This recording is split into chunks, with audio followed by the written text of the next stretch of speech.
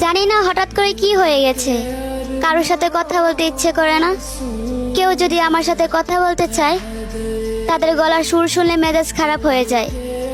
সারাদিন একা একা কাটাতে মন চায়, আর শুধু মন খারাপ হয়ে থাকে। কই, আগে তো এমন ছিলাম না। সবার সাথে হাসি খুশিতে কথা বলতাম, আর ভিডিও তো দূরের কথা, নিজের যত্ন নিতে ভুলে গেছি। জানি না কেন এমন হচ্ছে, শুধু এতটুকু বুঝলাম আমি মানুষটা ভালো নেই। দিন দিন মানসিক শান্তি হারিয়ে ফেলতেছি। আর কেন জানি না, কান্না করতে মন না চাইলেও চোখ দিয়ে অঝরে পানি পড়ে। আর সারাদিন একটা কথা বলতে মন চায়, আমি ঘুমাবো, তাও সারা জীবনের জন্য। আর আত্মহত্যার কথা তো সারাদিন মাথায় গুনগুন করে। কোন দিন যেন আত্মহত্যার মতো মহাপাপের শিকার হই।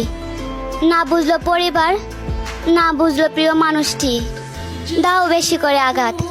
একদিকে আছে পাওয়ারফুলের ঘুমের ওষুধ, আরেকদিকে আছে বিষাক্ত বিষ, আরেক পাশে আছে বিদ্যুতের তার, আর মাথার উপরে জ্বলন্ত ফ্যান।